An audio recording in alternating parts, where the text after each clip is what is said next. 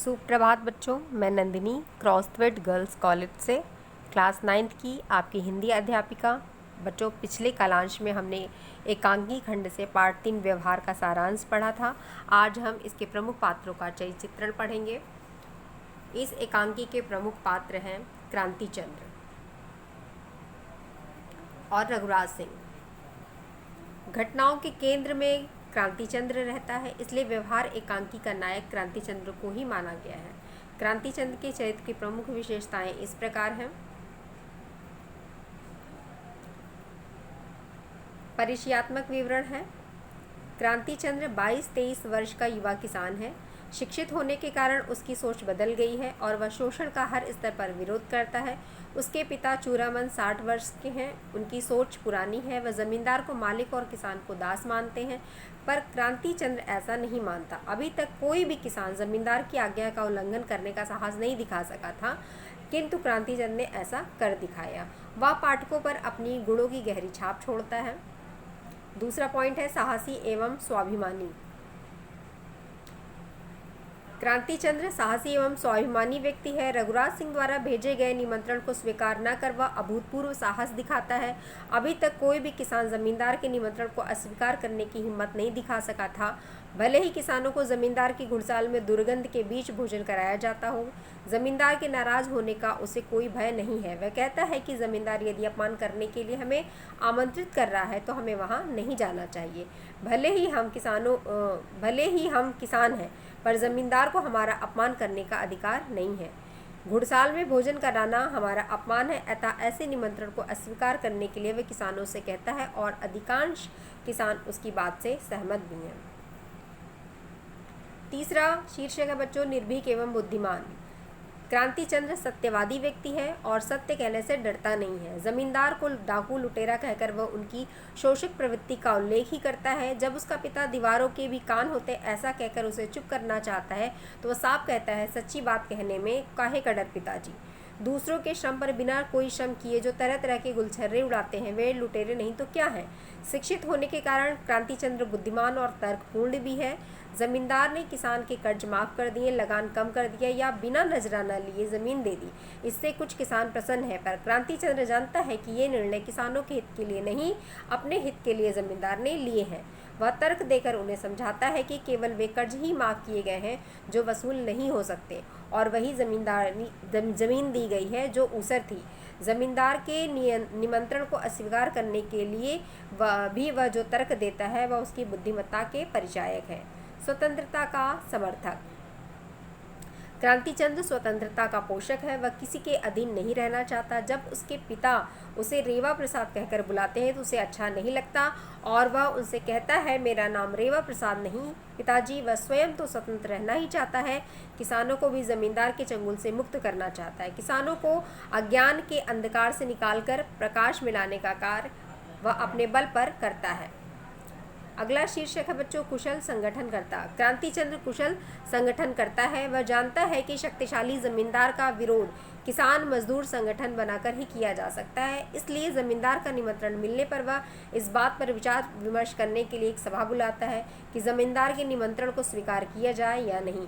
सभा में वह अपने तर्क देकर किसानों को इस बात के लिए तैयार कर लेता है कि जमींदार के इस निमंत्रण को अस्वीकार कर देना चाहिए। यद्यपि उसके पिता जमींदार के डर के कारण इस निर्णय का विरोध करते हैं, पर अधिकतर किसान क्रांति चंद्र का समर्थन करते हैं और क्रांति चंद्र जमींदार को यह चिट्ठी लिख देता है कि किसान उनके निमंत्रण को स्वीकार नहीं करते।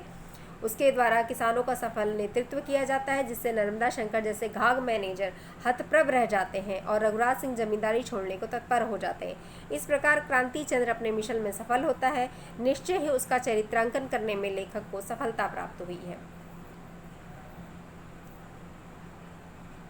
व्यवहार एकांकी के आधार पर रघुराज सिंह की चारित्रिक विशेषताएं इस प्रकार हैं। परिचयात्मक विवरण। रघुराज सिंह 25 वर्ष का युवा जमींदार है। पिता की मृत्यु के बाद वह जमींदारी का काम संभालने लगा है। वह गौर वर्ण का, अच्छी कदकाठी का, सुदर्शन व्यक्ति है। शिक्षित होने के कारण उसकी सोच पुराने जमींदारों की तुलना में बदली हुई है। वह कृषकों के शोषण को जारी नहीं रखना चाहता और उनका हित चिंतक है। पुराने जमींदारों को क्या विचार है, इसका पता नर्मदा शंकर और रघुराज सिंह के वार्तालाप से चलता है, किंतु रघुराज सिंह अपने मैनेजर नर्मदा शंकर की सोच से सहमत नहीं है। अगला शीर्षक है समानता का पक्षधर। रघुराज सिंह की सोच अन्य जमींदारों जैसी नहीं है। वह जमींदार और किसान में कोई भेद नहीं मानता और व्यक्ति व्यक्ति की समानता का पक्षधर है। यही कारण है कि वह अपनी बहन के विवाह की दावत में इलाके के सभी किसानों को सपरिवार आमंत्रित करता है, जबकि पहले प्रत्येक घर से एक आदमी को बुलाया जाता था और वह भी जमींदार के लिए फायदे का सौदा होता था, क्योंकि किसानों को केवल 4 आने का भोजन करवाकर व्यवहार के नाम पर उनसे 1 रुपये से लेकर 21 रुपये तक प्राप्त होते थे। किंतु दावत के आमंत्रण को कमाई का जरिया बनाने के लिए रघुराज सिंह तैयार नहीं था। उसने अपने मैनेजर से साफ कह दिया कि दावत में आने वाले किसानों से कोई व्यवहार न लिया जाए। कृषकों का हितैषी। रघुराज सिंह नई सोच का जमींदार होने से कृषकों का हितैषी है। उसने किसानों का कर्ज माफ कर दिया, लगान कम कर दिया एवं बिना नजराना लिए जमीन भी किसानों को दे दी। अभी तक कोई जमींदार यह उदारता नहीं दिखा सका था। इसलिए उसका मैनेजर नर्मदा शंकर उससे कहता है कि आपके ये कदम रियासत की आमदनी तो कम करेंगे ही, साथ ही इससे किसानों का दुस्साहस भी बढ़ेगा और वे आपके निमंत्रण को स्वीकार नहीं करेंगे। पर यह जोखिम उठाकर भी रघुराज सिंह अपने निर्णयों को लागू कर किसानों का हित करता है।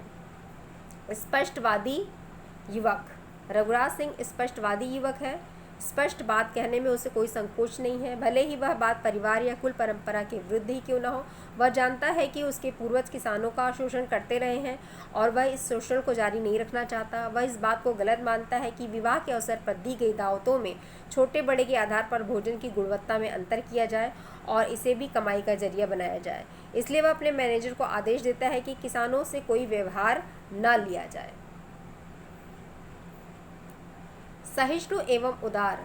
रघुराज सिंह सहिष्णु एवं उदार युवक है। नर्मदा शंकर बुजुर्ग हैं और उसके पिता के समय से रियासत के मैनेजर हैं। पिता की मृत्यु के समय वह नाबालिग था, तब से नर्मदा शंकर ही सब काम करते थे। अतः वह नर्मदा शंकर को अपना बुजुर्ग मानता है और उन्हें सम्मान भी देता है, भले ही वह अपने पुराने नियमों एवं चलन से सहमत न होकर नई व्यवस्थाएं देता है। किसानों का लगान माफ कर देता है, बिना नजराना लिए जमीन दे देना आदि काम करता है। तथापि नर्मदा शंकर के प्रति न तो कोई दुर्भाव रखता है, न उन्हें प्रताड़ित करता है। नर्मदा शंकर कहते हैं कि इससे रियासत की आय कम हो जाएगी, पर वह फिर भी अपने निर्णय पर कायम रहता है। गतिशील व्यक्तित्व। रघुराज सिंह गतिशील व्यक्तित्व वाला चरित्र है। उसके चरित्र का उत्तरोत्तर विकास एकांकी में दिखाया गया है। क्रांति चंद्र की चिट्ठी पाकर वह भड़कता नहीं, बल्कि मैनेजर से कहता है, मैनेजर साहब, किसानों के प्रतिनिधि क्रांति चंद्र ने ठीक से लिखा है। भक्षक और भक्ष्य का कैसा व्यवहार। जमींदार रहते हुए कोई कृषकों का हित नहीं कर सकता। यह कहकर वह जमींदारी से इस्तीफा दे देता है और कहता है कि अब से मैं अपना सारा जीवन किसानों के हित के लिए समर्पित करता हूँ। रघुराज सिंह जमींदार अवश्य है, पर कृषकों का शुभेच्छु है। वह उनका शोषण नहीं करता और सबके प्रति समानता का व्यवहार रखने वाला नई सोच से संपन्न युवा जमींदार है। उसका चरित्र निश्चय ही पाठकों पर अपना अमिट प्रभाव छोड़ता है। बच्चों, आज के लिए ही बस इतना ही। अगले कलांश में फिर मिलते हैं। तब तक के लिए स्वस्थ रहिए, सुखी रहिए।